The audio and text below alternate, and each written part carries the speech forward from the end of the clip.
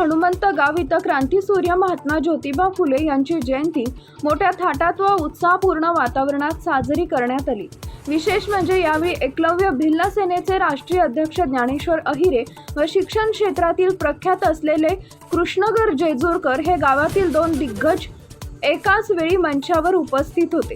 क्रांतीसूर्य महात्मा फुले यांच्याविषयी आदर, प्रेम आणि अभिमान व्यक्त करण्यासाठी फुले प्रेमींनी विविध कार्यक्रमांमधून शुक्रवारी महात्मा फुले यांची 191वी जयंती उत्साहात साजरी केली।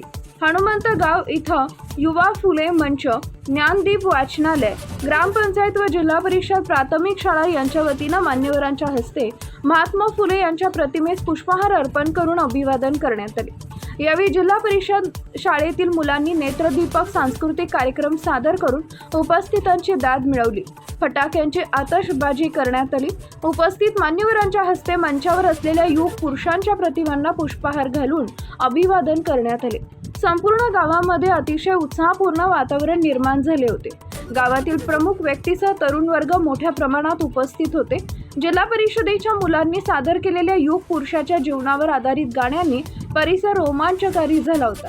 यावेळी विके कारखान्याचे संचालक अशोक घोलप, कृष्णगर जेजुरकर, एकलव्य सेनेचे अध्यक्ष ज्ञानेश्वर अहिरे, सरपंच मनीषा माळी, उपसरपंच प्राजक्ता अनाप, सदस्य रुबीना शेख, दीपक घोलप, सुभाष ब्राह्मणे, विकास अनाप, गोरक्षनाथ ब्राह्मणे, डॉक्टर लक्ष्मण कानडे, पुंजाराम गावडे, भीमराज घोलप, सचिन पवार, अतुल कुलकर्णी, भागवत ब्राह्मणे, रवींद्र परवर, शुभम चिंदडे, संतोष राहिंज, श्री पवार, शिक्षक नवगिरे, सोमनाथ जेजुरकर, शब्बीर शेख, उत्तम घोलप, नवनाथ जेजुरकर, संजय पर्वत, किशोर अनाप, विकास गायकवाड, अभिषेक तुंबारे, बाळासाहेब ब्राह्मणे, सुजित पर्वत तसेच महात्मा फुले युवा मंच उत्सव समिती व सर्व सदस्य ग्रामस्थ मोठ्या संख्येने उपस्थित होते।